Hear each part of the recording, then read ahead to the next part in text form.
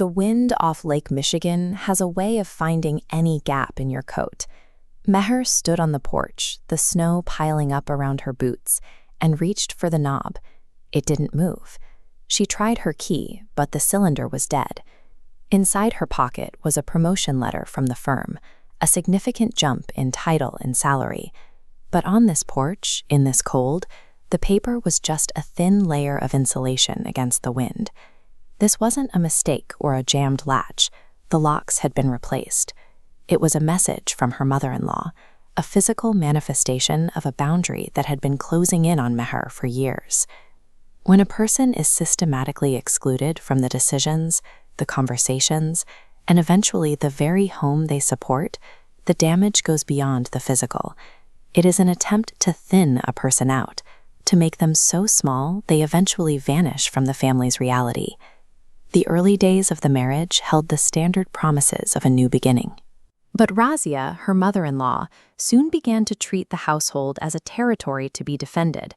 Every meal Meher cooked and every hour she spent at her desk was treated as an act of subversion against Razia's authority. Meher's life became a series of grueling transitions. She was the first one awake, prepping the morning chai and breakfast. Then came the 10-hour workday in the city, followed by a return to the house where a new list of chores waited for her, often stretching until 2 in the morning. Razia maintained the household hierarchy through a constant stream of audible disapproval. By criticizing the way the laundry was folded or the salt in the dal, she ensured that Meher remained in a state of perpetual apology. The promotion Meher received was the result of years of high-level architectural planning, yet at the dinner table, it was met with a request to pass the water. The family acted as though her professional life occurred in a vacuum, providing the income they needed while remaining unworthy of a toast. This is a specific kind of exhaustion, the weight of contributing the most to a system that is designed to tell you that you offer nothing at all. In the small hours of the night, when the rest of the house was asleep, Meher retreated to the laundry room. It was the only place Razia didn't monitor. There, amidst the hum of the dryer, she set up a workstation. She began taking her grandmother's recipes and batch cooking frozen meal kits. She didn't advertise. She relied on a small group of colleagues who wanted authentic flavors without the time to cook them. This chart tracks the math of her survival across 2 years. Every night in that laundry room added to a balance reaching $40,000. As word of mouth expanded, 3 distinct spikes show new customers joining. It became a quiet secondary economy. Meher didn't waste her breath on arguments she knew she couldn't win. She took the energy she would have spent on conflict and poured it into this secret architecture. She was building an exit, or a foundation, though she didn't yet know which one she would need. When you are in an environment that tries to control your movements, the most effective form of resistance is often the one they never see coming. You build your independence in the margins of the life they think they own. The family's visible life came apart in a single afternoon. A foreclosure notice revealed that hidden debts had been accumulating for years, anchored by a series of gambling losses that had finally hollowed out the mortgage. The reaction was immediate panic. Razia, faced with the loss of the home that defined her status, turned to her familiar weapon. She lashed out at Meher, accusing her of being so focused on her little job that she had allowed the family to fall into ruin. The bank didn't care about the family's internal drama.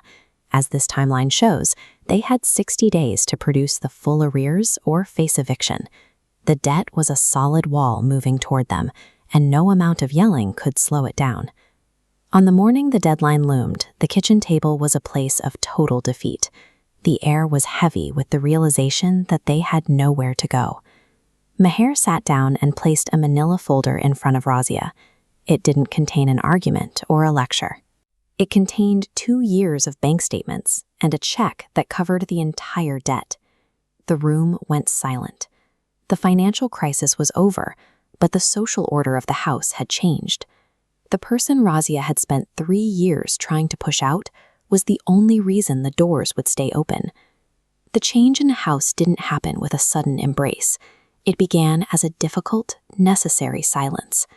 Razia had to sit with the fact that her cruelty had been directed at her own savior. Her authority didn't disappear, but it no longer had an edge. Eventually, the words came. Razia admitted she had been driven by a fear of being irrelevant in her own son's life. The aggression hadn't been about Mihir's cooking or her chores. It was about a woman who didn't know how to share a home without dominating it. Healing wasn't a single event. It was a slow process of working together. They started spending those late nights in the kitchen not as a chore, but as a partnership, refining the frozen meal recipes for a larger market. When an aggressor is forced to see the humanity and the strength of the person they've targeted, the old patterns of behavior become impossible to maintain. Growth begins when the need for control is replaced by a need for connection. The restaurant on the corner of the Chicago block now serves the recipes Meher once perfected in a laundry room. On opening night, the golden light from the windows cut through the falling snow, welcoming a crowd that had been waiting for months. During the opening toast, Razia stood before the guests. Her voice was steady as she told them that the restaurant existed because one person in their family had the courage to keep building when everyone else was falling apart. Meher didn't use the moment to remind anyone of the nights she spent locked out. She simply took her place at the head of the kitchen, finally recognized as the architect of the family's future. Resilience is often a quiet, private construction project. It's the decision to build something of value in the dark, and to use that success not as a weapon for revenge, but as a foundation for a version of the family that finally has room for everyone.